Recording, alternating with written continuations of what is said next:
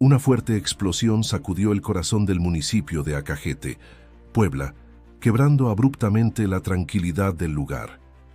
El estruendo estremeció ventanas, hizo vibrar las paredes de las casas cercanas y alertó a todos los habitantes, quienes salieron despavoridos para entender qué estaba pasando. En cuestión de minutos, las calles estaban llenas de vecinos asustados, testigos del humo denso y oscuro que emanaba de una propiedad hasta entonces discreta y anodina. La escena rápidamente se volvió caótica. Las sirenas comenzaron a resonar desde todos lados, mientras autoridades federales, Guardia Nacional y elementos del ejército mexicano se movilizaban a gran velocidad hacia el punto del incidente. Al llegar descubrieron un escenario devastador. El estallido no había sido accidental, sino que provenía de un laboratorio clandestino de metanfetaminas, una fábrica ilegal que operaba a plena luz del día, escondida detrás de muros aparentemente inocentes. Amigos, antes de continuar con esta impactante historia sobre cómo se enfrentó el crimen organizado en México, los invito a suscribirse ahora mismo a nuestro canal para no perder ningún detalle de esta lucha que afecta a todo el país. Desde Ciudad de México, Claudia Sheinbaum, reconocida por su tenacidad frente al crimen organizado y por llevar adelante iniciativas decisivas contra la delincuencia, recibió el reporte inmediato del incidente. Su rostro reflejó de inmediato la gravedad del asunto, comprendiendo la magnitud del descubrimiento y las posibles implicaciones que éste tendría no solo para Puebla, sino para todo México. Rápidamente, Sheinbaum tomó una decisión crucial: trasladarse personalmente a Puebla para supervisar las operaciones y asegurar que la investigación no se viera obstaculizada por intereses externos. Con determinación, sabía que este laboratorio representaba solo una pieza de un rompecabezas mucho más peligroso y profundo. A su llegada al lugar, el panorama se reveló aún más preocupante. Las autoridades informaron que dentro del inmueble clandestino encontraron una impresionante cantidad de químicos altamente peligrosos, valuados preliminarmente en más de 2.000 millones de pesos. En el interior había 6 reactores de síntesis orgánica, utilizados para fabricar grandes cantidades de droga en periodos cortos de tiempo. Además, estaban dispuestos 14 enormes tanques de gas LP, 6 condensadores especializados y una inmensa reserva de productos químicos mortales, cerca de 3.000 litros y 100 kilogramos de sustancias indispensables para la creación de narcóticos sintéticos, así como más de 2 toneladas de sosa cáustica. La gravedad del hallazgo era evidente, pero Claudia también percibió algo más inquietante. Este laboratorio no podía haber operado sin algún tipo de protección o complicidad de autoridades locales. No se trataba únicamente de una operación criminal, era una sofisticada red que involucraba múltiples niveles, desde los delincuentes en el terreno hasta posibles funcionarios que cerraban los ojos o facilitaban activamente estos crímenes. Sheinbaum convocó inmediatamente a las fuerzas federales y al Gabinete de Seguridad para implementar un cerco completo y asegurar todas las pruebas posibles. Sabía que cualquier error o descuido podría comprometer la integridad de la operación y permitir que los culpables escaparan nuevamente de la justicia. Su determinación era firme y clara: no habrá impunidad en Puebla ni en ninguna parte del país, aseguró públicamente, ofreciendo una promesa que resonó profundamente entre los habitantes. Los pobladores de Acajete, al ver la magnitud de la intervención, comenzaron a acercarse al lugar, sorprendidos y aliviados al mismo tiempo. Por años habían sentido el temor constante de vivir rodeados por actividades ilícitas, impotentes frente a un crimen organizado cada vez más fuerte y violento. Ahora, al fin, veían una luz de esperanza, una oportunidad para que las autoridades restablecieran la seguridad y la confianza que tanto anhelaban. Sin embargo, Claudia Sheinbaum sabía que esto apenas era el comienzo. Desmantelar el laboratorio clandestino representaba apenas un primer paso. El verdadero desafío sería llegar hasta las cabezas responsables. romper definitivamente con las estructuras que permitían al narco florecer en la región y detener a quienes movían los hilos en las sombras. Sabía también que las repercusiones serían inmediatas, intensas y peligrosas. Con la mirada fija en los escombros humeantes del laboratorio clandestino, Claudia prometió a los presentes que esta batalla apenas empezaba, pero que no retrocedería frente a amenazas ni presiones. Su compromiso estaba sellado y la responsabilidad era enorme. Mientras contemplaba el caos inicial convertido en orden, a medida que se aseguraban pruebas y evidencias, supo que se avecinaba un enfrentamiento difícil que requeriría todo su valor y determinación para triunfar. Acajete era ahora el epicentro de una lucha por justicia, seguridad y dignidad para todo México, y Claudia Sheinbaum estaba lista para encabezarla. Las primeras investigaciones realizadas por el equipo de seguridad revelaron detalles aún más escalofriantes sobre la magnitud del narcolaboratorio. Lo que parecía una simple estructura escondida en los linderos de Acajete resultó ser una instalación altamente sofisticada, diseñada con precisión industrial. Los reactores de síntesis orgánica permitían la producción masiva de metanfetaminas en tiempo récord, mientras los condensadores reciclaban gases tóxicos para maximizar la eficiencia del proceso. Todo había sido montado con pericia, como si detrás de ello estuviera un verdadero experto en química avanzada. Fue entonces cuando apareció por primera vez el nombre de un hombre temido en la región. El Químico, así le llamaban en los bajos círculos criminales, y aunque pocos conocían su rostro, su reputación hablaba por sí sola. Un exprofesor universitario convertido en capo, cuya especialidad era crear redes de producción de drogas sintéticas imposibles de rastrear. Según los informes de inteligencia, controlaba con mano férrea las operaciones en Acajete y otras zonas rurales, protegido por el miedo, el soborno y el silencio de las autoridades locales. Claudia Sheinbaum, al recibir esta información, no dudó en ampliar el operativo. Ordenó un despliegue más amplio con presencia permanente del Ejército y Guardia Nacional, y solicitó al Gabinete de Inteligencia Federal la creación de un grupo especial para desentrañar la estructura completa de la red de El Químico. Sabía que enfrentaba a un enemigo peligroso, inteligente y despiadado. En ese grupo especial destacaban dos figuras clave: la capitana Lucía Vargas, una oficial de trayectoria impecable, era reconocida por su disciplina férrea y su valentía en operativos de alto riesgo. De origen poblano, conocía bien la región y había combatido al crimen en zonas montañosas con gran éxito. Por otro lado, el inspector Raúl Hernández, veterano de inteligencia federal, aportaba su experiencia en infiltración y análisis de redes criminales. Cauto pero astuto, Hernández tenía un talento singular para detectar contradicciones y patrones ocultos. Ambos formaron una alianza sólida con Sheinbaum, estableciendo rutas de análisis y recolectando evidencias que conectaran el laboratorio con otras operaciones similares. Mientras tanto, el cerco sobre Acajete se estrechaba. Se instalaron puntos de control, se realizaron cateos a propiedades sospechosas y comenzaron a surgir datos inquietantes, pagos irregulares, permisos municipales misteriosamente aprobados y patrullajes policíacos que evitaban ciertas zonas con evidente intención. La gobernadora observaba con creciente preocupación cómo los indicios apuntaban hacia una corrupción institucionalizada. Algo no cuadraba. ¿Cómo podía una operación de esa escala haber prosperado durante tanto tiempo sin intervención de las autoridades locales? Las respuestas comenzaban a tomar forma. El punto de inflexión llegó con una pista aparentemente menor: un recibo de pago de luz industrial, emitido por una empresa fantasma, vinculada a uno de los asesores de la presidencia municipal. El documento fue hallado en una bodega aledaña al laboratorio. Al cruzar datos fiscales, el inspector Hernández confirmó que se trataba de una red de empresas fachada utilizadas para encubrir el financiamiento y la operación del narcolaboratorio.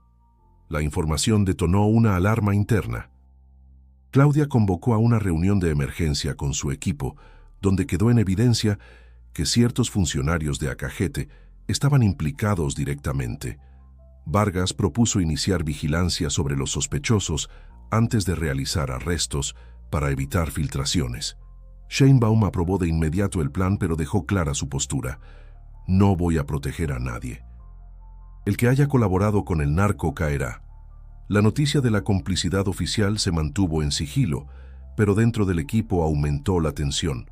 Cualquier paso en falso podría alertar a los implicados o incluso provocar represalias violentas. Por las noches, la capitana Vargas dormía en el cuartel, convencida de que podrían intentar atentar contra ella. El inspector Hernández comenzó a recibir llamadas anónimas en su teléfono personal, amenazas veladas que indicaban que los ojos del narco estaban en todas partes. A pesar del peligro, Claudia mantuvo la calma. Sabía que este era un momento decisivo. Había logrado instalar en la comunidad una sensación de esperanza, y no pensaba permitir que la red de corrupción destruyera ese frágil avance. La promesa hecha a los pobladores seguía viva en su mente: limpiar Puebla del narcotráfico y restaurar la seguridad en sus calles. A cada paso que daban, más se evidenciaba que este laboratorio era apenas una pieza de un sistema mucho más grande. El enemigo no solo fabricaba droga, también infiltraba instituciones, manipulaba procesos y compraba voluntades. Claudia, Vargas y Hernández lo sabían. Por eso, cada nuevo dato, cada conexión descubierta, cada funcionario observado representaba no solo una amenaza, sino también una nueva puerta que los acercaba a la verdad. Y aunque aún no lo sabían, la revelación más peligrosa aún estaba por llegar. Los días siguientes fueron intensos. El equipo especial dirigido por Claudia Sheinbaum comenzó a conectar puntos entre lo hallado en Acajete y otras operaciones similares en distintos estados. Lo que inicialmente parecía un hecho aislado, pronto se convirtió en un patrón.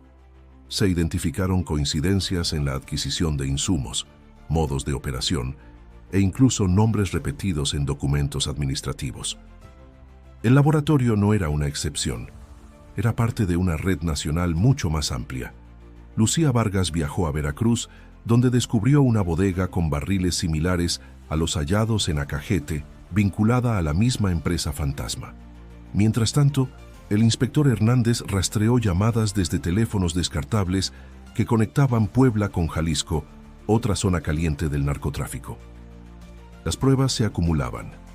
El cerco se cerraba, pero con cada nuevo avance el peligro también crecía. Una noche, Claudia recibió una llamada desde un número desconocido. Una voz grave y distorsionada le advirtió que abandonara Puebla o atentarían contra su familia. No era la primera amenaza, pero esta vez el mensaje llevaba detalles personales inquietantes. Claudia mantuvo la calma frente a su equipo, pero ordenó inmediatamente reforzar la seguridad de su familia. A la mañana siguiente, apareció un vehículo calcinado cerca del cuartel donde dormía la capitana Vargas. Aunque no hubo víctimas, el mensaje era claro. El narco respondía. La tensión se palpaba en el aire. Aún así, nadie retrocedió. El inspector Hernández fue el siguiente en recibir presión. Un hombre encapuchado se acercó a su hijo menor al salir de la escuela. No le hizo daño, pero le entregó una caja con un solo objeto dentro, una bala marcada con el número 1.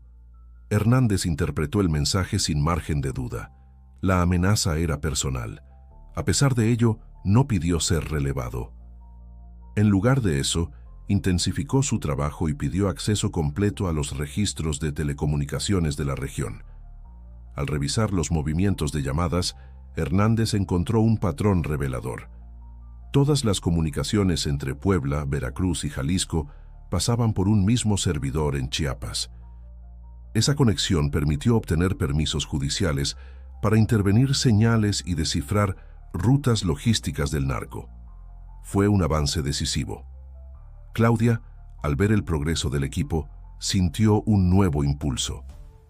Convocó a una conferencia de prensa y, sin revelar los detalles operativos, declaró que el crimen organizado estaba siendo desmantelado pieza por pieza y que nadie, absolutamente nadie, estaba por encima de la ley. Su mensaje fue claro y directo, dirigido tanto a la ciudadanía como a quienes pretendían intimidarla. Sin embargo, dentro de su propio gabinete en Puebla, algunos comenzaron a mostrar incomodidad. 2 funcionarios de alto rango pidieron ausentarse por motivos de salud, y un asesor cercano a la presidencia municipal solicitó su traslado a otra entidad. Hernández y Vargas tomaron nota inmediata. Claudia también lo notó. La presión surtía efecto, pero también dejaba expuestas las grietas dentro del sistema. Mientras tanto, los pobladores de Acajete comenzaban a contar sus historias. Una mujer relató cómo su hijo fue enganchado por los narcos para vigilar calles a cambio de unos cuantos billetes, y luego desapareció. Un comerciante confesó que durante años fue obligado a pagar cuotas de seguridad para que no quemaran su tienda. Las víctimas, ahora con menos miedo, hablaban con esperanza, reconociendo en Sheinbaum una figura que por fin les daba voz. Estas historias afectaban profundamente al equipo. Claudia se reunía cada noche con Vargas y Hernández para revisar avances, pero también para escuchar lo que la gente decía. No se trataba solo de números ni de arrestos, era una batalla por la dignidad de una comunidad que había sido sometida durante demasiado tiempo. Pero el enemigo no descansaba. Desde la sombra, el químico ajustaba sus movimientos. Cambiaba frecuencias, rotaba personal, desviaba químicos por rutas alternas. A pesar de los golpes, seguía libre, y mientras no fuera capturado, la amenaza persistía. Fue entonces cuando surgió una pista inesperada. Un informante anónimo dejó un sobre en la entrada del cuartel militar. Dentro había fotos, mapas, coordenadas y una lista de nombres. Detalles precisos de una próxima entrega de precursores químicos en un poblado vecino. Si la información era real, podrían interceptar un cargamento clave y tal vez por primera vez acercarse físicamente a el químico. La decisión era arriesgada. Podía ser una trampa, pero también una oportunidad única.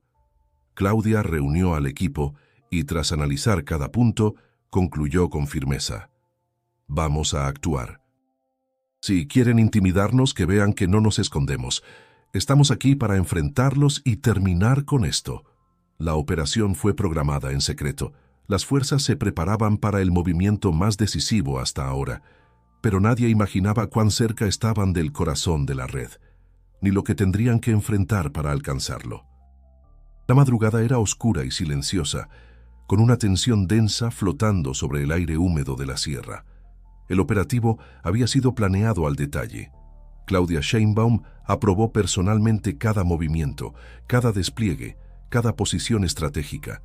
No era una redada común. Era la ofensiva más grande hasta el momento contra la red de El Químico. Los equipos se dividieron en varios grupos. El objetivo era interceptar simultáneamente a los transportistas, asegurar los químicos y, si era posible, capturar a miembros clave de la organización. A las 4:23 am comenzó la operación. En un poblado cercano a Acajete, una caravana sospechosa avanzaba por un camino de terracería. Al recibir la señal de confirmación visual, el equipo de Vargas cerró el paso. Los narcotraficantes intentaron escapar, pero fueron rodeados con rapidez. Algunos intentaron resistirse, disparando en la oscuridad, pero fueron neutralizados con precisión. Dentro de los vehículos encontraron exactamente lo descrito en la pista: grandes cantidades de precursores químicos, bidones etiquetados con códigos falsos y documentos ocultos bajo el piso de una camioneta. Mientras tanto, en otra zona, el inspector Hernández encabezaba una incursión sobre una propiedad identificada como punto de acopio. Al irrumpir, encontraron una red de túneles rudimentarios, bolsas con dinero en efectivo, armas largas y computadoras que, tras una revisión preliminar, contenían registros detallados de envíos y contactos. Era un golpe fuerte. Pero lo más valioso aún estaba por llegar. En el punto de mayor riesgo, Claudia Sheinbaum se encontraba en el centro de mando móvil, supervisando todo en tiempo real. De repente, uno de los equipos interceptó una transmisión de radio cifrada. La señal era débil, pero familiar. Tras decodificar parte del mensaje, se confirmó que el químico había sido alertado y se dirigía personalmente al lugar del cargamento, intentando recuperar el control. La posibilidad de una confrontación directa surgió con fuerza. Claudia dio una orden firme: cambiar el perímetro, redirigir unidades y establecer puntos de contención para acorralar al objetivo. Todo debía hacerse sin alertarlo. Las maniobras comenzaron con rapidez. A las 5:07 am, uno de los drones detectó movimiento inusual en un rancho abandonado. El convoy de El Químico acababa de llegar. No había tiempo que perder. Vargas lideró el equipo de entrada. Se aproximaron en silencio, rodeando la estructura. Cuando el primer grupo ingresó, estalló una granada dentro del recinto. El estruendo fue brutal. La onda expansiva lanzó a 2 oficiales al suelo. Lucía, herida en el hombro por la metralla, se levantó con determinación, gritando a sus compañeros que aseguraran el perímetro. El fuego cruzado fue intenso. Los narcotraficantes estaban armados y decididos a no rendirse. Claudia, al enterarse de la situación, no dudó en acercarse al sitio para asumir el mando directo. Sabía que la presencia de una figura de autoridad podía marcar la diferencia en un momento tan crítico. Al llegar, se encontró con una escena caótica: humo, disparos aislados, oficiales en movimiento y heridos siendo atendidos. En medio del enfrentamiento, Hernández logró capturar a 2 hombres clave que intentaban escapar por un pasadizo oculto. Uno de ellos, según confirmaron después, era el encargado logístico de toda la red. Durante la detención, encontraron una tableta electrónica protegida con clave biométrica. Claudia ordenó su análisis inmediato. En ella se almacenaban archivos que revelaban la red completa de distribución y vínculos directos con funcionarios de distintos niveles. Cuando finalmente el tiroteo cesó, la propiedad estaba asegurada. No había rastro de El Químico. Se supo que había escapado segundos antes por una ruta alterna en motocicleta, dejando atrás una escena de destrucción, pero también evidencia valiosa. Aunque la captura se les escapó por poco, el operativo fue un éxito rotundo. Claudia recorrió el sitio, revisando los vehículos, saludando a los oficiales, agradeciendo a cada miembro del equipo. Se detuvo ante Lucía, quien, aún herida, se mantenía de pie con la mirada firme. «Esto no termina aquí», le dijo la capitana. «Lo vamos a atrapar. Solo fue un paso más». Claudia asintió. Sabía que ese tipo de victorias, aunque parciales, eran cruciales. Con los datos incautados, la dimensión de la red comenzaba a quedar al descubierto. El golpe había sido demoledor. Químicos asegurados, armas decomisadas, personal clave detenido, evidencias digitales y la confirmación de nexos institucionales. La operación había costado sangre y sudor, pero había valido la pena. Aún quedaba camino por recorrer. El químico seguía libre. Sin embargo, ahora estaban más cerca que nunca. La red estaba herida, y por primera vez en años los ciudadanos sentían que alguien estaba del lado correcto de la historia. Y así, al amanecer, mientras el sol comenzaba a iluminar la tierra marcada por la batalla, Claudia Sheinbaum se preparaba para dar el siguiente paso. Porque en esta lucha, rendirse no era una opción. Con el cielo despejado y la luz del día revelando las huellas del combate reciente, Claudia Sheinbaum se presentó ante los medios con un semblante sereno pero firme. Frente a la mirada expectante de periodistas y ciudadanos, anunció el desmantelamiento completo del laboratorio clandestino de metanfetaminas en Acajete y los logros del operativo más reciente. Pero lo que realmente estremeció al país fueron las palabras que siguieron. Con tono grave reveló que las investigaciones habían expuesto una red criminal que no solo fabricaba y distribuía drogas, sino que también contaba con protección institucional. Mostró documentos, grabaciones y fotografías que vinculaban directamente a funcionarios de alto rango del gobierno local con la operación del narco. Los nombres fueron leídos en voz alta. No hubo rodeos. La transparencia era total. La noticia fue un terremoto político. En las horas siguientes, comenzaron a llegar las renuncias. El presidente municipal de Acajete dimitió, seguido de varios regidores y asesores. Algunos fueron detenidos de inmediato, mientras otros eran investigados por la Fiscalía General de la República. Lo que comenzó como un operativo antidrogas terminó por derrumbar una red de corrupción institucional que llevaba años arraigada. La reacción ciudadana no se hizo esperar. Cientos de personas salieron a las calles, no para protestar, sino para agradecer. Vecinos de Acajete organizaron una marcha simbólica en la que portaban carteles que decían «Gracias, Claudia, justicia para Puebla». Y sí se pudo. En los rostros había lágrimas, sonrisas y, sobre todo, un sentimiento nuevo: esperanza. Claudia Sheinbaum caminó entre ellos con humildad. No había discursos grandilocuentes ni poses políticas. Solo una mujer firme que había cumplido su palabra. La capitana Lucía Vargas, aún con el brazo inmovilizado, fue recibida como heroína por los habitantes.